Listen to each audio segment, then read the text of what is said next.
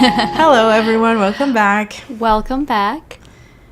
Yeah. So in tonight's episode, I'm excited because we're gonna talk about a dark academia movie. We can call it dark academia, right? It's dark academia. Maybe I guess you could call it dark academia adjacent. It features Oxford. That's dark academia enough. Yeah. I mean, it's very dark, and it starts in the world of academia. So. Mm-hmm. Yep. But yeah, this is the movie Saltburn. And okay, so should we just start with like our initial thoughts, or like maybe even the impression before we were watching it, maybe? Well, you had seen this movie before, correct? I'd seen it before, and like the thing is, because it was highly anticipated, and just because of all these big names, and so I was a huge fan, still am, of Euphoria. Have you seen it? I have not seen Euphoria. I've heard like what it's about in generally, but I have not actually seen it. So it's very controversial. I feel like if like the only thing I know about it is that the way that they portray like teenagers in that show is like very much not accurate. I don't know. I think it's like the perfect Zoomer show, because like they're definitely just a different generation. But anyways, I learned of it because of Saltburn, because of Euphoria, because I really liked the show. I must have seen it. It doesn't have many seasons or many episodes, but I must have seen it at least 2 or 3 times. And there's the actor in it, Jacob Elordi, who plays in. He plays Felix in Saltburn. He's just a fabulous actor, and there's something very unique about him as well. Besides his good looks, of course. And because, Euphoria, it produced so many rising stars, and he was one of them. So when the casting was announced, I thought, wow, I really have to watch that. And then the trailer, came out, and it just looked so good and so dark and so kind of different. It really was different. And then I watched it for the first time, and I came into it with so many expectations that I actually felt very disappointed. Really? The first time. But the second time, when we were watching it kind of around the same time, I actually enjoyed it a lot more. I think that the first time that I watched it, I was just very, very, like, I watched it through a very critical lens. And when that's what you're doing, I feel like it damages your experience, or like your ability to watch something, because you're too busy, trying to look for all the flaws. Yeah, I agree. Yeah, so you go ahead now. So I actually went into this movie with 0 expectations and 0 knowledge of what the movie was even about. I knew that it was controversial. I knew that it was super popular. And I knew that people were talking about it a few years ago when it first came out. But because I wanted to watch it, I kind of intentionally went in without any knowledge of what the plot was about. Yeah. So I was prepared for anything when I started this movie. And did you like it overall? I did. I did really like it, actually. Well, I'm glad. The second time was a redeemer for me as well. Yeah, for sure. I can see that. But I still, I'm not an easy watcher. Like I still got stuff to say, but I'll get to it probably by the end of the episode. Right. Okay, so the first so this is obviously going to contain spoilers, because I am just unable to discuss books or movies without including spoilers. But so the first question that I would like to ask you, just based on a previous conversation that I had with a friend, do you think that Oliver loved Felix, and was he in love with him? I would say that's a tough one. My initial impression was yes, simply because of the things he did when no one else was around. That was the impression that I got. What about you? What did you think? Okay, so I will, you know what, I'm going to give a relatively short answer because I will get to it later on, but I just felt like there was so much that was inconsistent with Oliver's character, just things that did not really add up. Yeah, actually, let me change my answer. I don't necessarily know if he was in love with him, but there was definitely at least some level of attraction there, clearly. Just based off of, some scenes in the movie. In love with him, though, I mean, considering everything else that he did, probably not. I think that in many ways, like, because obviously he was trying to manipulate and possess his entire world, but right. I did not like how many times the manipulation took a sexual form. I will say that. Yeah. I felt like, you know what, if you're gonna show a completely, a complete sociopath and the way that he's trying to kind of worm his way into these people's lives, then I would expect him to kind of play into all the 7 deadly sins and not just, fixate on lust and try to get them through that. But going back to my original question, I do not think that Oliver loved Felix, and No, I don't think that he was in love with him. I don't think he was. I know. I'm changing my answer because I don't think that he was in love with him. He was in lust with him. He was not in love with him. I don't even know, to be honest. Like, this is my problem. My problem is that after having watched the movie twice, I still don't know what is Oliver's sexuality, so it's really hard for me to even determine if he was attracted to him on a sexual level. I feel like everything that, like, his attitude towards Felix, it's not about Felix himself, but Felix was kind of portraying this ideal, or Felix was like a door into a world that he was like an opportunity into a world that he would have never made it into otherwise, I guess. So even when there's a scene at the beginning that he is, or not at the beginning, he is watching through the bushes while Felix was getting it on with this girl in his bedroom. I think that it was already when he came into Saltburn. And so he's watching from the bushes, and Felix is having sex with this girl. And I did not think that Oliver is thinking, wow, I really want to be in her place, or wow, I really want to be in his place.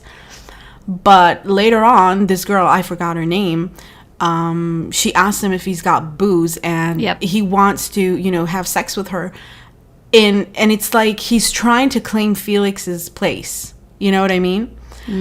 So I think that might be more likely. The two scenes I'm thinking in particular when I'm thinking about this is the scene at the bathwater scene, which my friend and I were actually just discussing that. She actually apparently had a conversation with somebody who told her that they thought the most messed up scene in the movie was him going down on the girl while she's on her period, and my friend was like, yeah, but there was also the scene where he drank Felix's bathwater. I feel like the three, scenes that kind of compete for the most fucked up scene are the one at the graveyard that he's fucking Felix's grave. That was the other one I was just about to reference as well. Yeah, drinking bath water with cum, and the third one going down on what's her name, Ophelia or something like that. Forgot her name. What is her? Venetia, sorry. Oh, Venetia, yeah. Yeah, so going down on her, and she's on her period. I think that it's just really to show that, first of all, it's mostly for shock value. I can't really say that I was shocked. Just, I don't know, I guess I'm just that deprived, but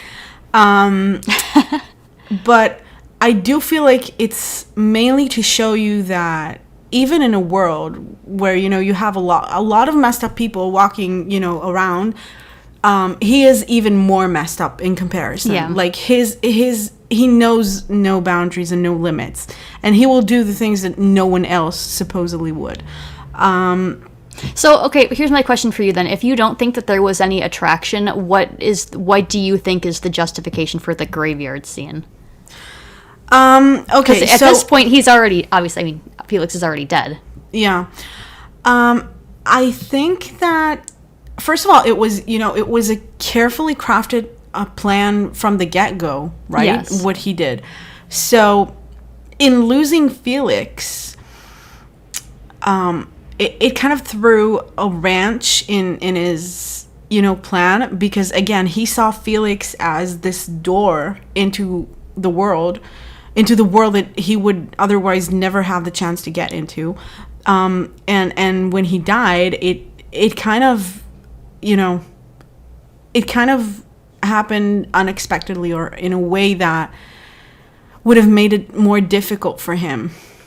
Because wasn't he the one that killed Felix? Didn't he poisoned his drink, did he not? Did he? Yeah. I don't remember, but I don't know. I felt like Felix's death just came at a very, very, like, uncomfortable time for him. I could be wrong, though. Maybe he did. I don't remember it, or maybe I haven't even seen it. But yeah, I believe that he did intentionally, like, put something in his drink to poison him, and I think he was also faking being drunk in that scene as well. Okay, so considering that, I don't know. It doesn't strike me, like, I don't think that Oliver truly cared and liked him really much, to be honest. I just think that, again, he saw Felix as this. I think that he treated all of them as, as objects, not even as people. Like, he could recognize, he was very emotionally intelligent, because he was able to kind of analyze what they all needed, what they all wanted, and then kind of transform in accordance to that. But I was always thinking about Dahmer, because he was eating people. And when they asked Dahmer, why are you eating people? Because it's such it's such a bizarre thing to do, and, like, you try to logicalize that. And he said that he just felt so out of touch with reality, so out of touch with humanity, that consuming human flesh made him feel like he was possessing his victims and brought them closer to him, and all these things. And, like, it's disgusting if you think about it, but on a base level. But when you really, really, dig deeper, you can't picture the level of disconnect and loneliness, and, like, how bad it gets for someone that they have to do something like that. I mean, obviously he's incapable of feeling empathy, so there's that, but also, if this is what, like, that's what brought him here. So when I was thinking about him fucking the grave and drinking the bathwater, to me, that is kind of the same thing. Like, he wanted to be them so badly. He wanted to possess them so badly that he was willing to drink her blood, her period blood. He was willing to do anything. And it's not just that. It's not just consuming their bodily fluids, but he was also willing to put himself in a position that he was entertaining them, and that he was this clown in court for them. You know what I mean?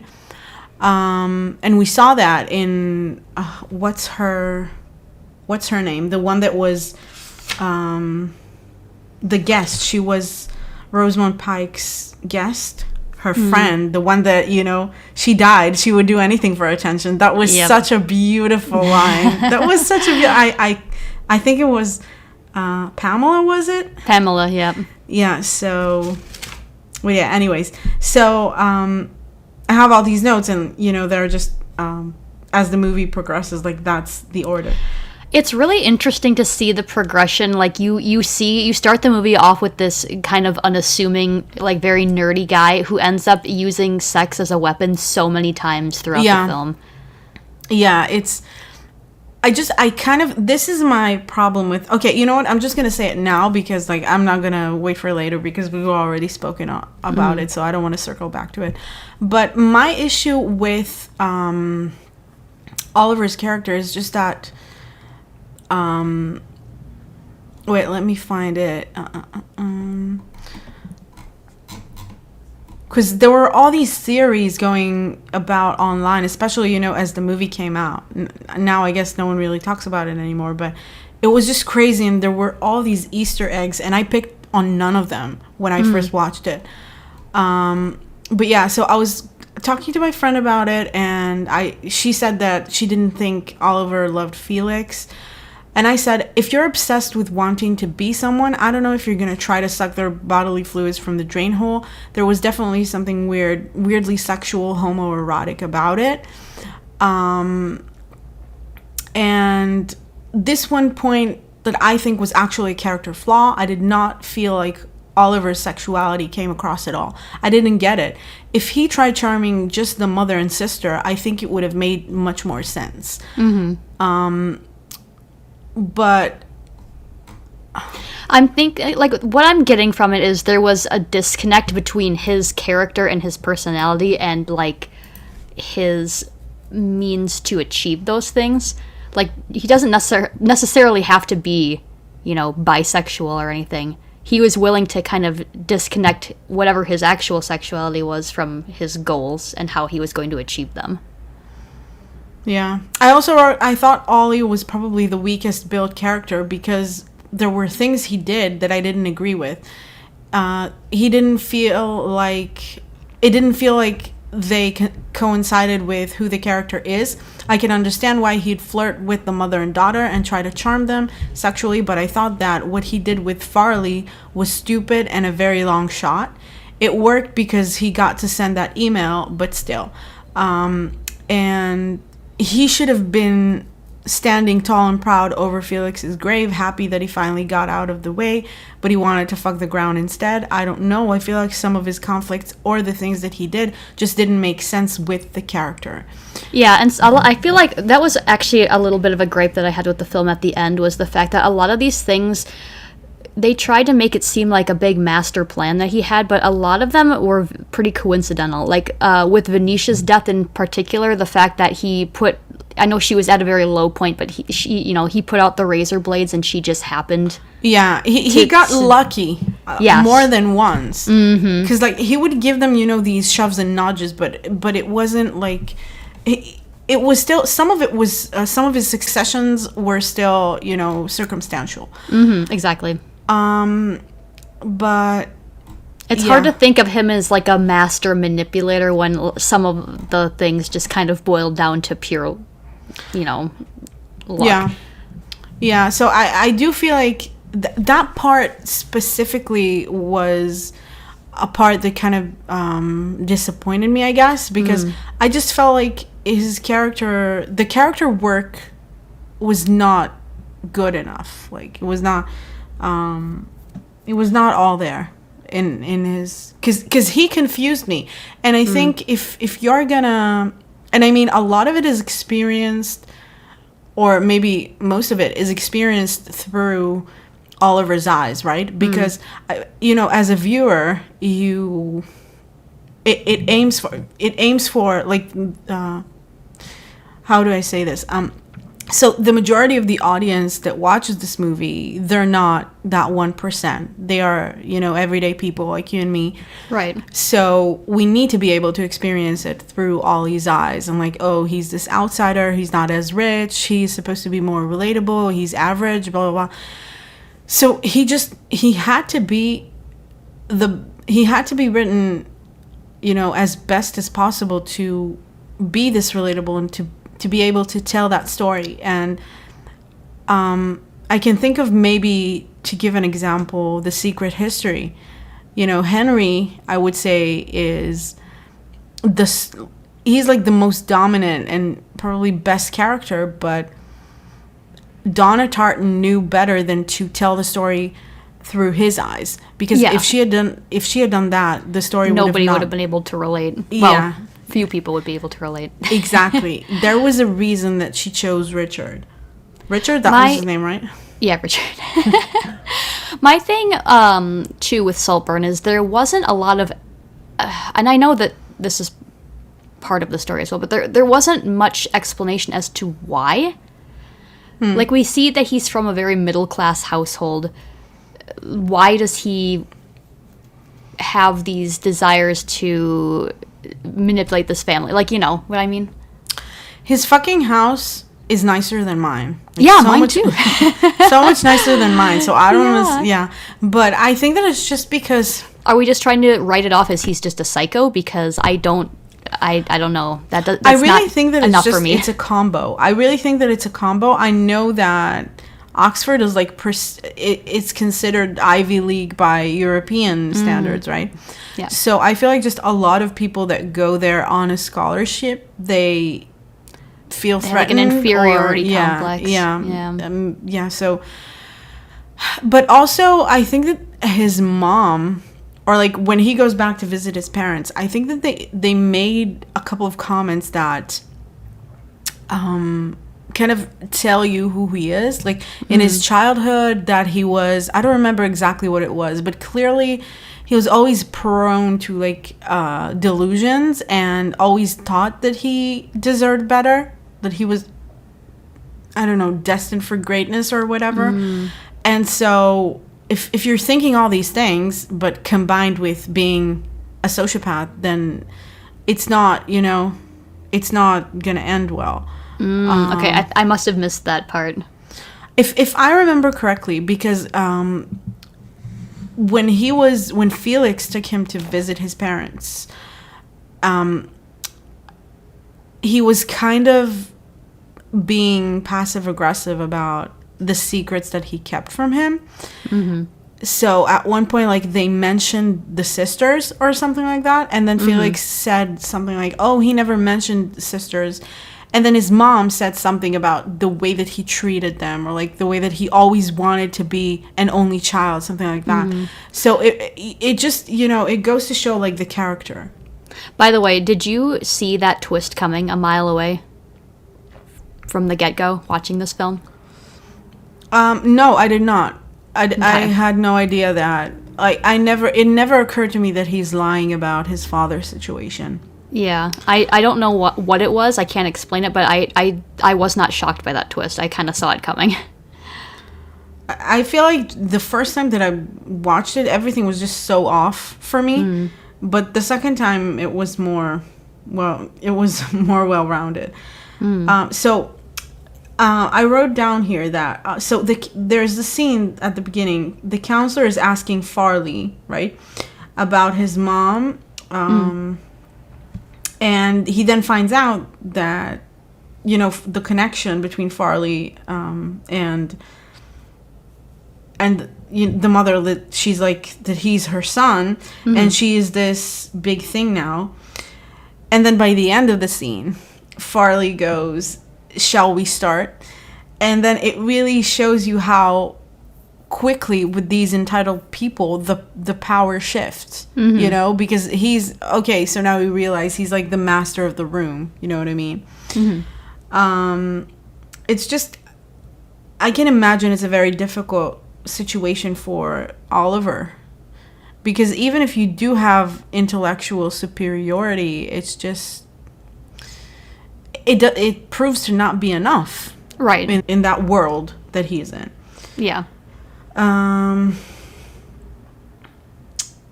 Another thing that, like, because I was watching a bit of commentary about the movie, Felix's flat tire, when when Oliver stumbles onto him, and like he's Right. like, just take my bike. And the commentary said that Felix, he said that he was late for his introduction or whatever it was, but he didn't seem to be in a hurry whatsoever, because he Right. knows that even if he misses it, It doesn't matter. yeah, like, Yeah. nothing's gonna happen. And that is something that really slipped by me. Like, I did not realize that. Yeah. Did you?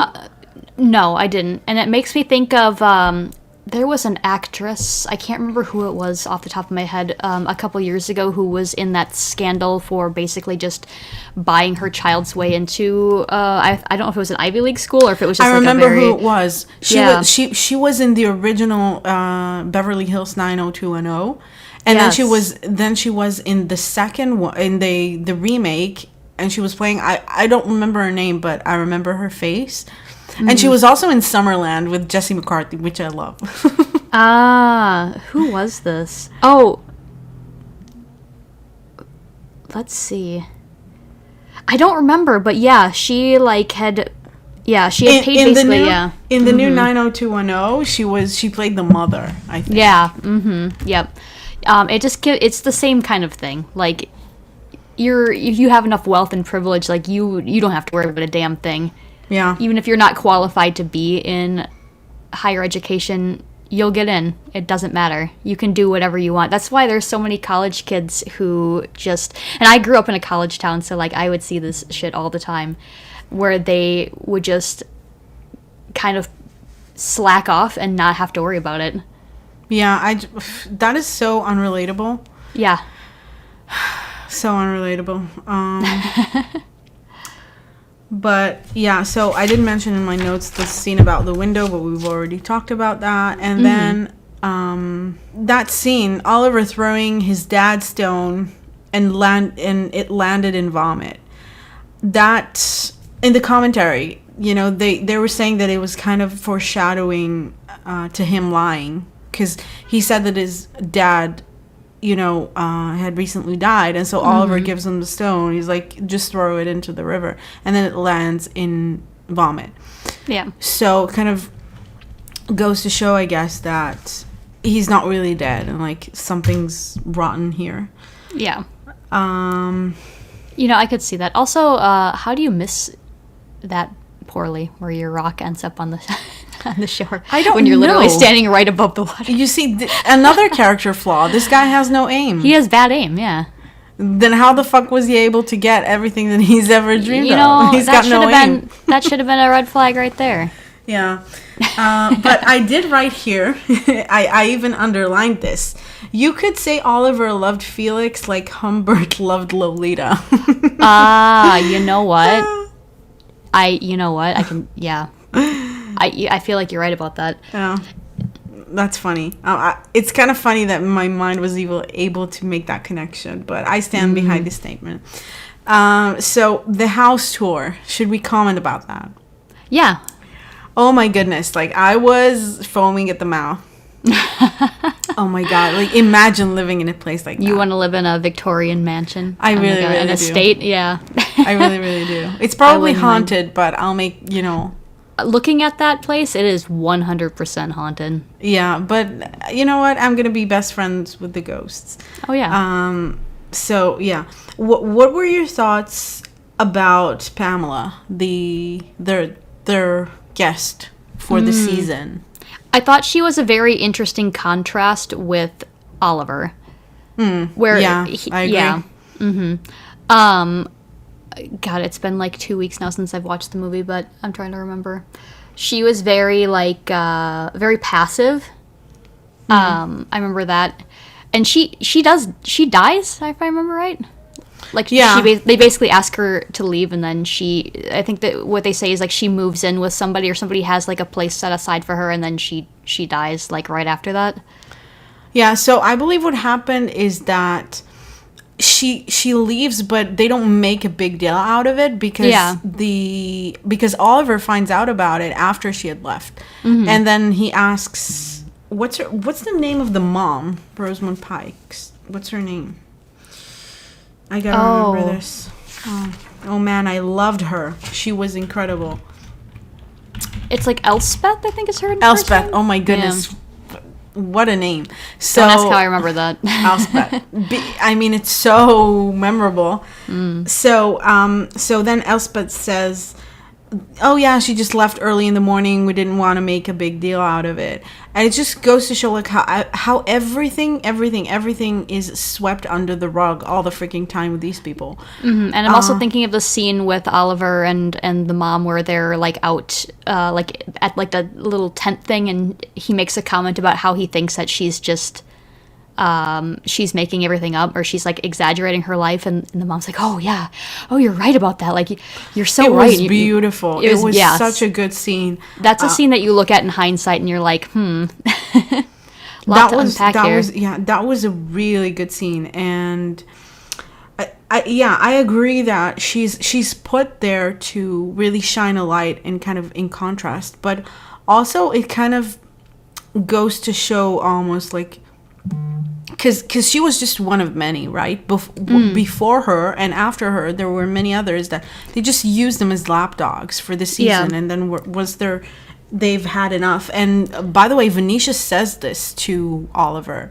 She says to him, oh, he'll just get sick of you, about Felix. I believe there was also mention early on in the film where Felix talks about having had another guest who was trying to sleep with Venetia as well. Yeah, and he was like, yeah, we used to be best friends, but then he made a pass at her and it just ruined everything. And I think the way that he's so, like, Oliver makes like an excuse for what happened, and the way that Felix is so ready to jump on accepting that excuse and just, like, forgives him was also very interesting. Yeah, but at the same time, I feel like that was exactly the point in which Felix started withdrawing from that relationship. And also another thing that I wanted to ask you, did you feel, because I definitely felt that when Felix decides to take Oliver back to his house for, like, to visit his family, I felt like there was almost a subconscious part of Felix that knew that he was about to dig up a skeleton or two there. With how insistent he was, like, on going back. Yeah, and like he almost wanted to find out that he was lying about something. Yeah. It was like he had like such a tone of eagerness to go. I could definitely see that. Yeah, but I didn't feel like he knew it, like, consciously. I felt like he probably, well, if he had any suspicions, he probably didn't know the depth of how much he had lied about his life. Yeah. Although I didn't feel like Felix's character was very suspicious at that point, but it was more like he was incessant, but he didn't even know why. You know what I mean? So yeah, the small maze symbolism. Have you thought about that? No, I actually didn't. So when I didn't realize that, because they were showing, there's this one scene that the butler, he kind of catches Oliver playing with the maze, and he's like, you're not supposed to be here, or something like that. Just made him very uncomfortable. I didn't realize, zooming in on that small maze, that it actually represented the big maze. But I mean, yeah, I kind of had, like I said, it's been 2 weeks since I've seen the movie. I kind of forgot about that scene, but that does make sense. Because there's, if I remember correctly, there's also like the Minotaur at the center of the maze. Yeah. Yeah. So, and then there's another thing that Elspeth says here. I was a lesbian for a while, I just this woman. I think she might be my favorite character. Who's your favorite character? I was just about to say I think that she probably was my favorite character as well. She reminds me of just like the wealthy, privileged, like suburbanite or like the upper middle class housewives. Yeah, like, she also fucking asked her husband where is. I forgot, like a huge city in fucking England. She asked him, like, where is, I don't remember what it was. Yeah. I gotta fucking find it now. It was so, where is, I gotta find this.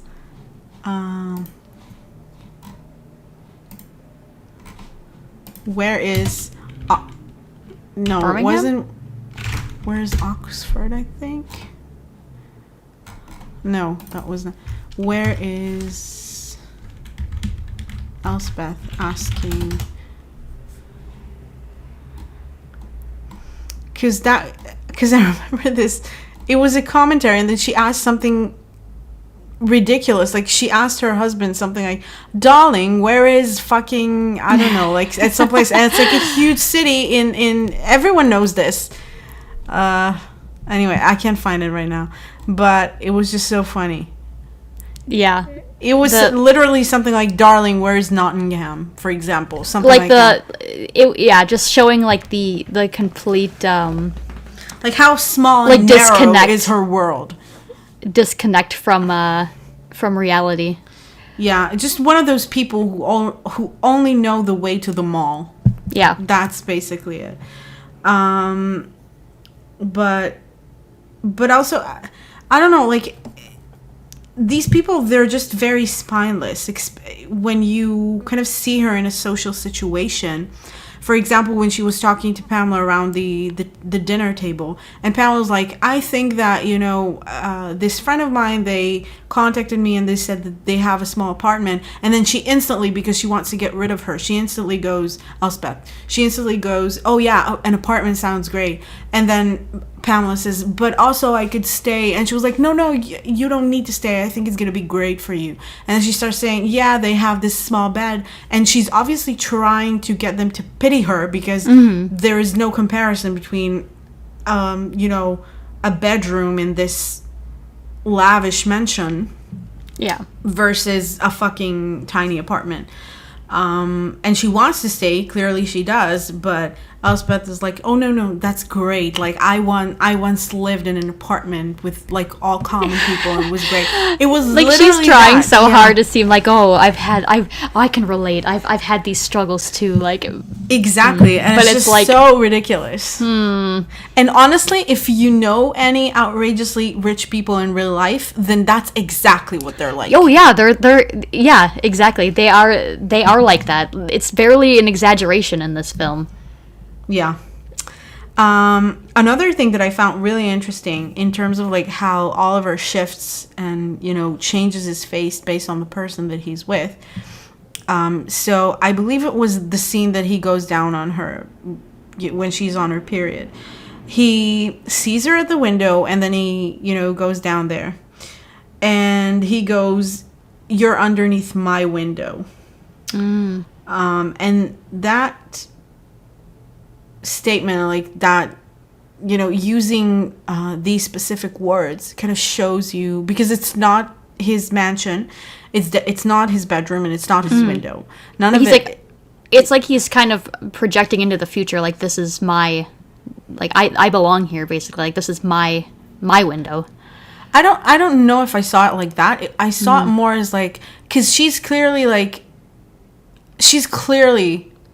you don't think you don't see it as him already feeling like he's kind of already integrated himself into their. No, in his mind he is, but yes, but he's not. But I don't think that he did that because of that. I think he did that because she is a submissive, just craving a dominant, and it's so fucking obvious. Especially, like, considering her bulimia, right? So, like, eating disorders, they're so about control. And just trying to make sense, like, in a world that doesn't make sense. And, like, okay, I can't control anything, but I can control what I let into my body. Yeah. So, in that sense, when he tells her, you were underneath my window, it sounds like, okay, I'm gonna top the fuck out of you right now. That's just how it sounded to me, at least. Yeah, I don't know if I would have had come to the same conclusion. That's interesting. And he made that connection because he realized that she's got an eating disorder, and people just want to be deep down. People don't want to lead. Most people want to be led. Most people want you to let them know that it's going to be okay and that they can trust someone who knows better than them what lies ahead. And it shows perfectly because that is the scene that he starts, taking charge sexually, but then it also, translate like the morning after. He tells her, in that scene where they hook up, he tells her, tomorrow you're going to eat your breakfast and you're going to keep it down. You're not going to go and throw it up. And that's what she does. Because, and he's giving her like the thing that she needs. You know what I mean? Like what she needs, what she doesn't know that she needs, but she needs it because she kind of gave me that, kind of unhinged brat, like very entitled, like doing whatever the fuck she wants. Yeah. But she wants to. But like deep down, she wants somebody to tell her basically like what she. Yeah. She wants somebody to take charge. Yeah. Yeah, and he saw right through that. He saw right into that need. And yeah, so that was very emotionally intelligent in that moment. I hate to bring it to this because we discuss this in literally every episode, but what do you think his MBTI type is? Oh man, I did not think about that. Should we Google him? You know what? I'm curious now. If it's INFJ, I'm gonna fucking kill something. That's like, kind of what I was thinking. Just because of the level of emotional intelligence and the ability to read people so well. Oh boy, guess what? See? So it's INFJ, guys. Spoiler alert. Why am I not fucking surprised? I mean, it does make sense. I can't say that it doesn't. He really is. I don't know. I am now kind of realizing that it's almost like a Gone Girl, but like the male Zoomer version of it, I guess. Although I do think that, because a lot of people say that Gone Girl, have you seen or read the book? I have not. I know kind of what it's about, though. Oh my God, we have to have even a series of episodes about this incredible masterpiece. It's just amazing. But one of the, like in terms of MBTI discussion, a lot of people kind of debate and argue over whether she is an INTJ or an INFJ. I'm really interested in hearing your thoughts. Okay. When I read the book, I felt like, I'm sorry that I'm saying this. This must be concerning because obviously she is a psychopath. But when I read the book, I was like, oh my goodness, I am reading myself. Like never have I ever been, felt more like relatable. But yeah, so what was I going to say? Yeah, so there's this scene, this sunny scene, that the parents are like, the kids are sitting on, next to the lake, and the parents are going outside. And then Elspeth, she's just kind of casually dropping that they need to go to a funeral in London. And then Oliver's like, Pamela died? And she says she'd do anything for attention. Yeah. That was just so, oh my God. This actress, and she's just perfect. She's just perfect. I would not have cast anybody else in that role. I know. And she's just, I love her in anything that I ever, she's my female crush. And she's an INFJ in real life, so fuck this shit. Mm-hmm. Something that I thought was kind of interesting and a little funny was the amount of times they show them reading Harry Potter throughout the movie. By the way, this movie, you can tell it's set in 2006. They did a phenomenal job capturing like the fashion and the music and just the essence of 2006. Yeah, beautiful time. There's just so much criticism about British society and just, their outdated lives, really, and like how they're stuck in all these traditions that don't make any fucking sense anymore. There's just so much of it. And the friend that I was talking to about this, she's from Wales, and so obviously UK. And I said to her, and she agreed, that there must have been a lot that she was able to pick up on that I wouldn't be able to because I'm just not from there. Right. And she said that it's probably true, and even more so for people who are, you know, a bit more high class there in English society, because they just know more. And it doesn't matter sense. even if I watched it, you know, 10, 20 times. It doesn't matter because I just don't have it in me. Like, I'm not a local, right? But yeah, so and I think, because it brings me to my next note, I think that it, like, the pinnacle of it is the lunch or breakfast after Felix is found dead. They're all sitting around the table, and they are expected to contain themselves, and it's just fucking ridiculous. That scene was so well done. It was so well done. It really was. That is probably, I think that may be my favorite scene of the entire film. Really. Yeah.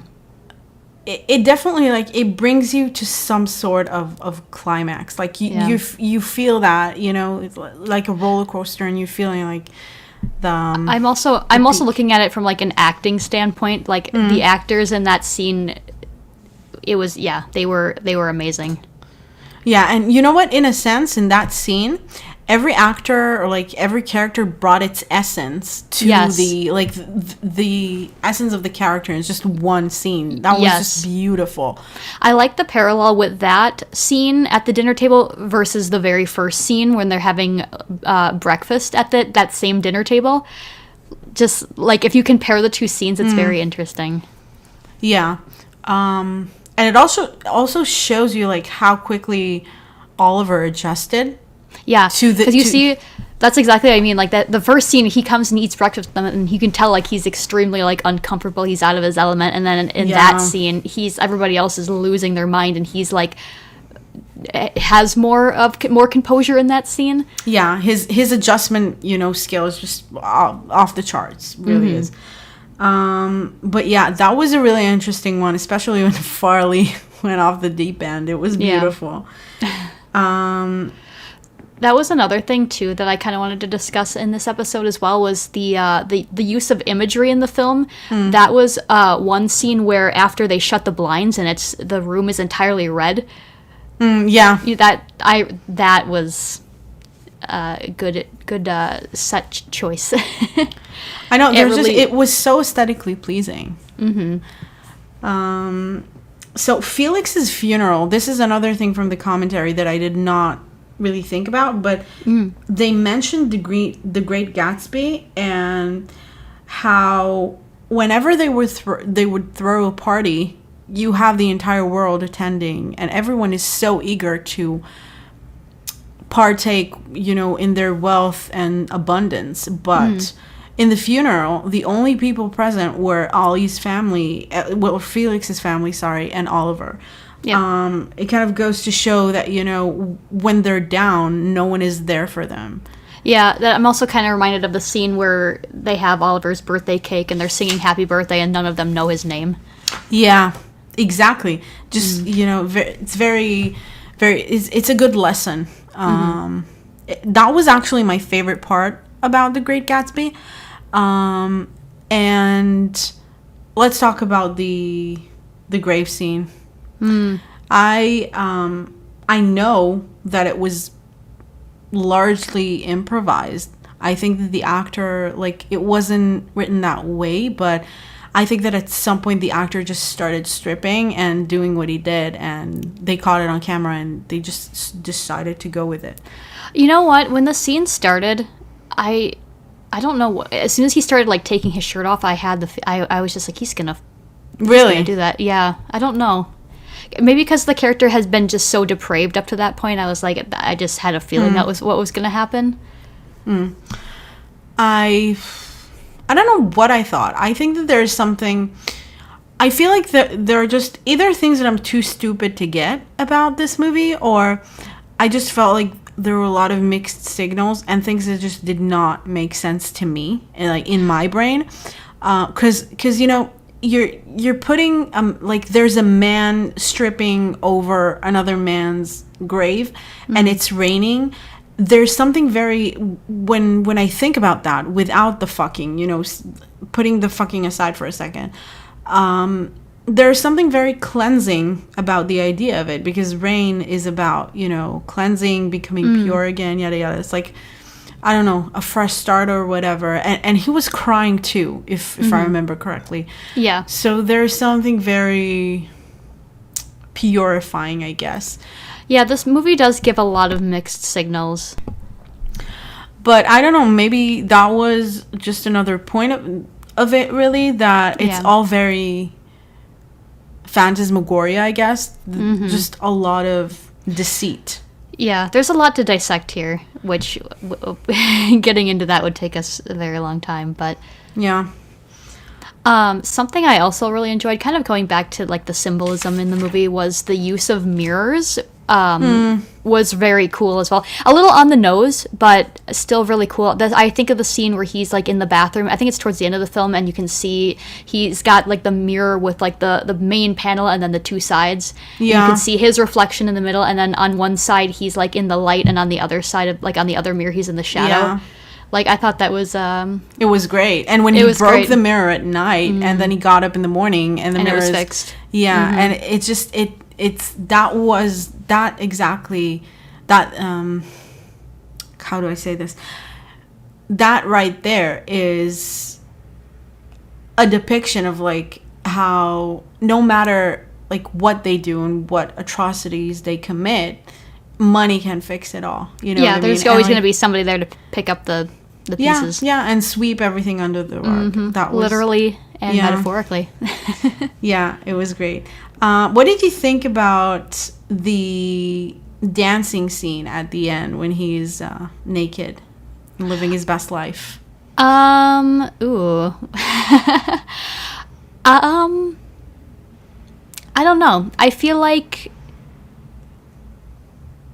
you have this scene where you're showing him kind of celebrating his victory, but he's all alone, like in this mansion. Like, obviously every other member of the family is dead at this point. Like, he doesn't really have any other human connections. So, but he celebrates it, you know. But he celebrates, yeah. He doesn't mind it. It instantly brought, and I hate that it's happening, but it instantly brought me back to American Psycho. And I just, American Psycho is one of those epic pieces that once you read it or you watch it and you really, really, really get down to all its deeper themes. Because if you're just watching the movie, I feel like you're not going to pick up on everything as much as when you're reading the book. Because I watched the movie before. I remembered that it was very, very violent. But then I was also very young, but it's a different thing when you're, obviously, it depends on the point in your life when you're reading it, when you're, watching it. But when I read it later, it's been almost a year now, and then I rewatched the movie, then I could make a lot more of it. And I think the same is true for Fight Club as well, for example. But just because you have all of these themes that is just impossible to capture in a movie. Like, it's never going to be the same. The book will give you all the time that you need to process and really, digest everything that the author is trying to say. But anyways, I'm getting sidetracked. What I wanted to say about American Psycho is that when Oliver is dancing naked, it instantly brought me back to American Psycho. And I just hate that because I feel like so many of these characters are loosely inspired by that character, Bale's character in American Psycho. And it's very hard to come up with something that would feel 100% authentic and revolutionary anymore. Yeah, you know what I mean? Because everything's just a copy of a copy, or even if it's not a copy, then it's just you take something out of it, you put something in it, and then you have a mix of all these, I don't know what to call it, like arc characters. I don't know what to call it. Forgot. Archetypes, right? Yeah. My thing is that I've had that thought, like, even recently. Like, I'm writing. I like to write. I'm writing a story right now, and really, oh yeah. And I plot out these characters, and I think of like what I want their character arcs to look like and what traits and what, everything that I want them to have. And I'm like, this has been done. Like, it's so hard to come up with anything that hasn't been done, because so much, I mean, we've been thousands of years of human history in every, there's going to every story, every character that's been done before. Yeah, you know how they say that there's only, I believe, like 24 plots ever, like something like that, and that it's the bane of a creator's existence, I guess. Absolutely. Because it's also like it's self-sabotage as well, because if you can't create if this is your mindset, because you're just gonna be like, oh, it's nothing new, so why do I even bother? Like, you'll write something, you'll be like, this sounds just like something that happened in this book. Or you'll make a character and you're like, oh, well, this kind of feels too similar to this character in this movie. then you never get anything done. So it's a problem for sure. Okay, is there anything else that you wanted to say about the movie? I don't think so. I think I already kind of touched on the things that I was thinking.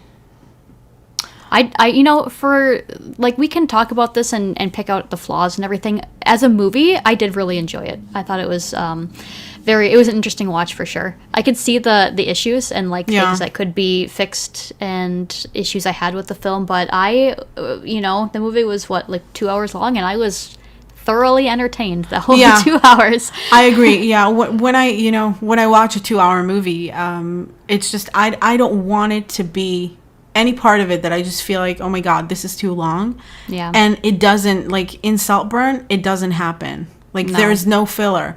And I think that is also something that is very important when you're creating content, whatever it is, a movie. I will book. say that was definitely a movie where you didn't have like pacing issues or like parts where it got really slow paced or anything like that. The movie was like, I agree. The pacing was great. It was great, and the movie made the most of its time given. Yeah, and you know what? I don't need a movie or like whatever it is, like an art piece. I don't need it to be perfect. What I need it to be is to have enough, excuse the metaphor because I'm vegan, but to have enough meat to dig my teeth into. Yep. Mm-hmm. That's what I'm looking for. It doesn't have to be perfect. And also, you know what they say about perfection? It's fucking boring and it's unrelatable. You don't want something perfect. You want the flaws. Yes. And the flaws made me think, if it was perfect, then okay, I'd be like, great, it's perfect. On to the next thing. So yeah, should we talk Rex?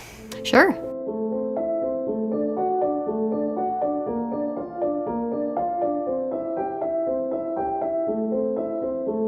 Okay, should I start or should you? You can start if you want. Okay, so I have quite a few because we were supposed to record much sooner and then things just kind of piled up.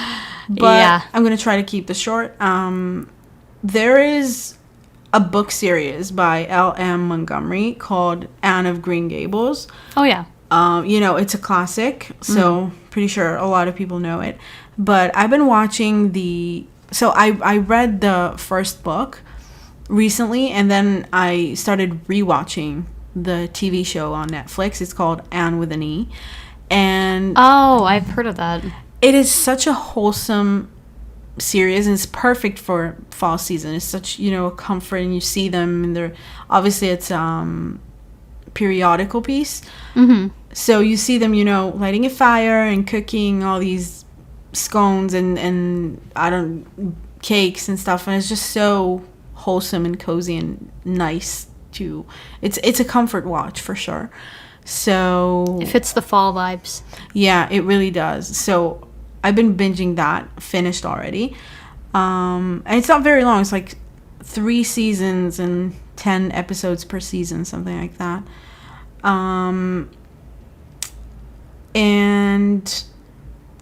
Actually I don't have that many. What I've been reading, let's think. So I started reading The Count of Monte Cristo, and it's you started it. I'm like, I can't even tell you how much I'm enjoying it. It's incredible.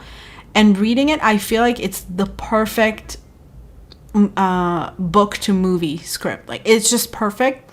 I remember watching the 2002 movie years ago, but I don't remember much of it. But from what I do remember and reading the book now, I feel like it's not very true to the book, which I get because, again, when you're making a movie based on a 800 pages book, then you have some limitations, to say the least. But I don't know. We'll see. Once I finish it, I'm definitely going to rewatch the same movie. I know that there are a lot of adaptations, but I don't know. We'll see. But I'm enjoying it. And by the way, the main character, Edmund, he is an INTJ. It's really interesting. It's really interesting, especially when you read it with that mindset. You know what I mean? Like, let's see what he's doing. And it's also my favorite revenge story. It's that and Kill Bill are two of my favorite. I love Kill Bill. Yeah, it's just, we love that rage. Yes. Oh, you know what? More than I love that rage, I love justice and truth. Like, set the record straight, buddy. Exactly. And I also watched The Biker Riders. Oh, I think you mentioned that before.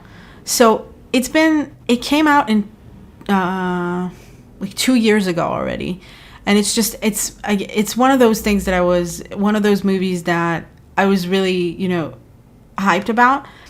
So you have Boyd Holbrook, Tom Hardy, and Austin Butler, all in the same cast. It's all the man candy that you can possibly want. And I was looking forward to it, but also because I was a huge fan of Sons of Anarchy. Have you seen the show? Oh no, but I know about it. Oh my goodness! So it's probably in my top 5, if not top 3 TV shows ever. I love that show, and recent seasons were not as good. It had 7 seasons, so naturally it's gonna deteriorate. It's never gonna maintain the same level. No. But the beginning of it, and like the way it was written and just everything about it, the casting, it was perfect all around. So I just, when a movie comes out that deals with such, similar subject with the MCs and stuff like that, it just, I don't know. I wanted to watch it, if only so it kind of reminds you of home almost. So I've seen it, and I was really surprised by how much of it actually resembled Sons of Anarchy, of like the themes and what the characters struggled with, kind of clashing values and whatnot. But I thought it was a really good movie. I liked it.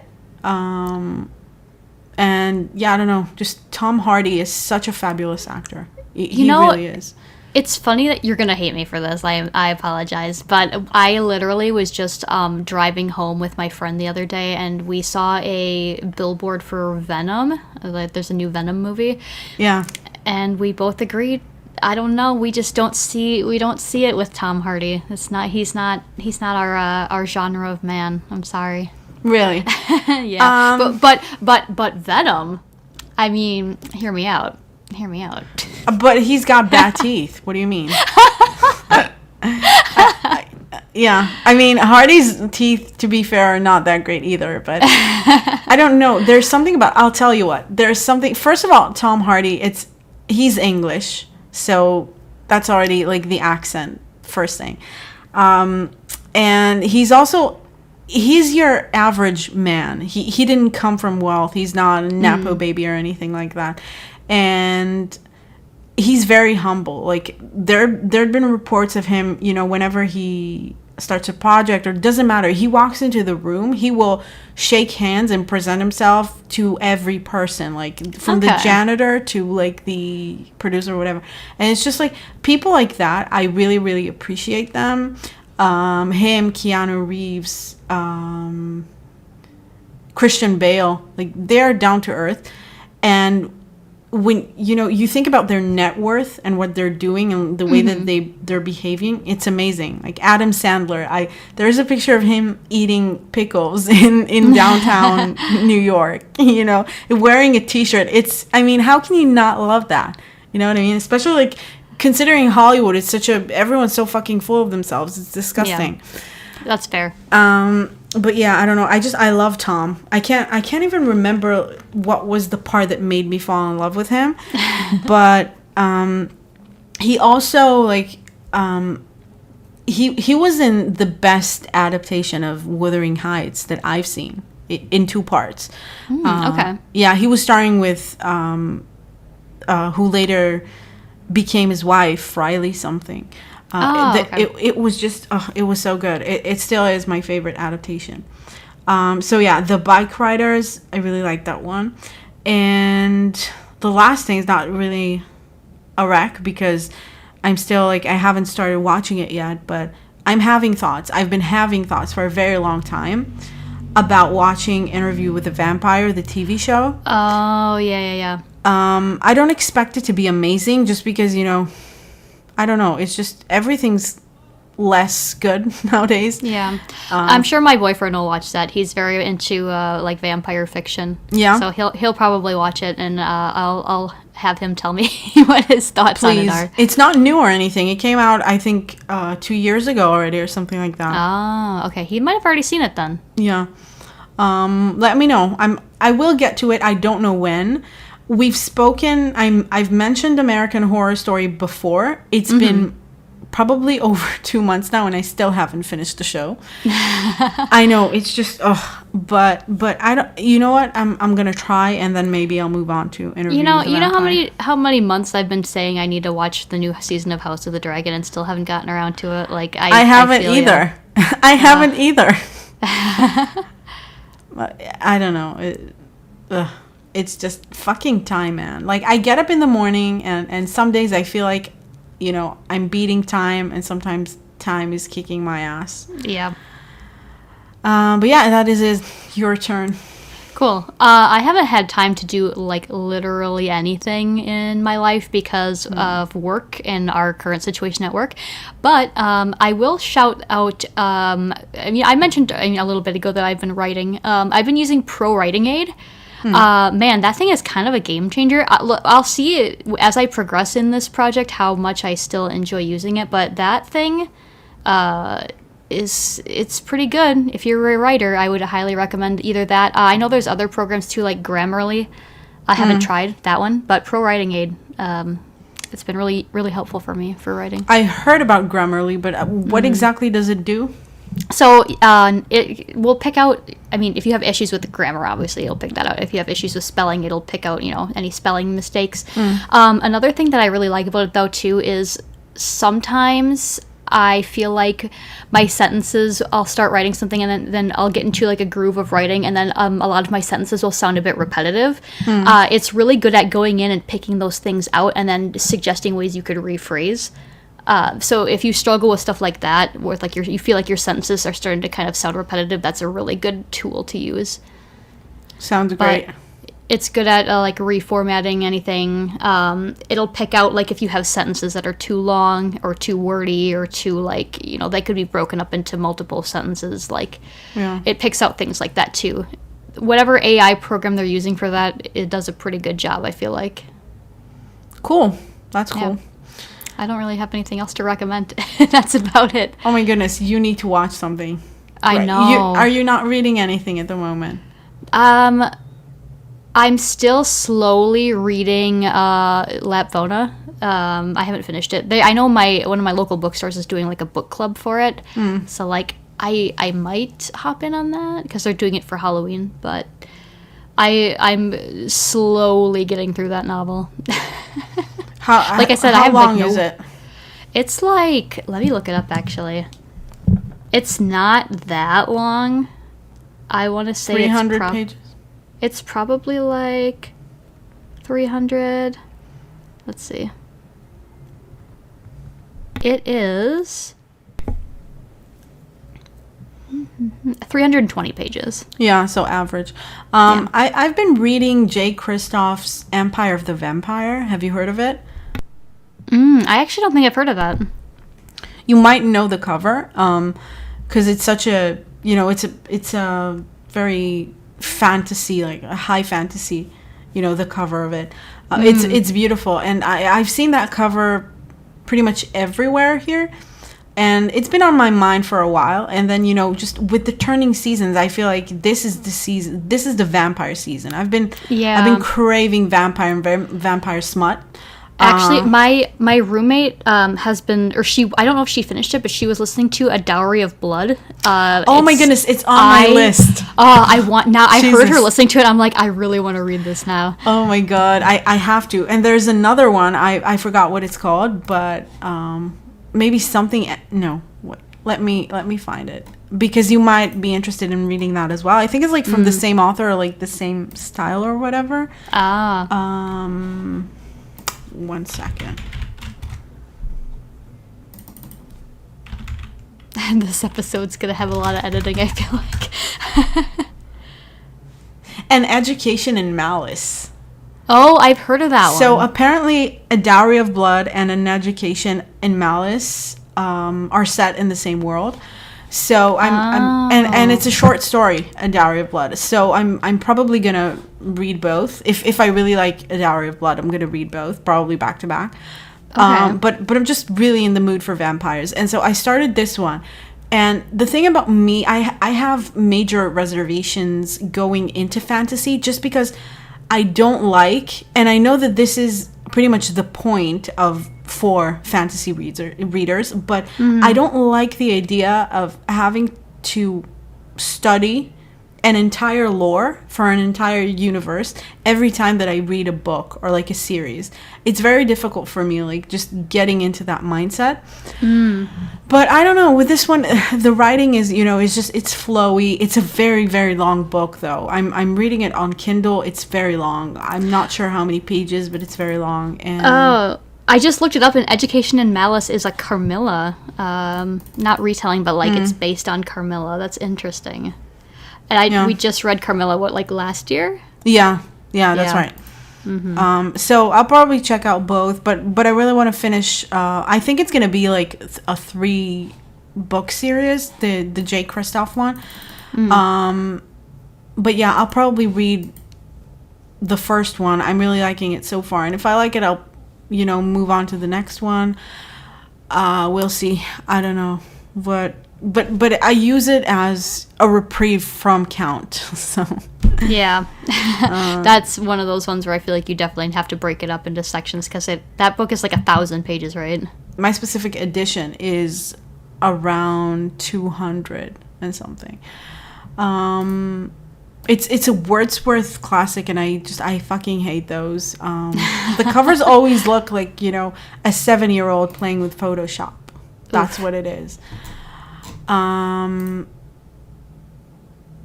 Yeah.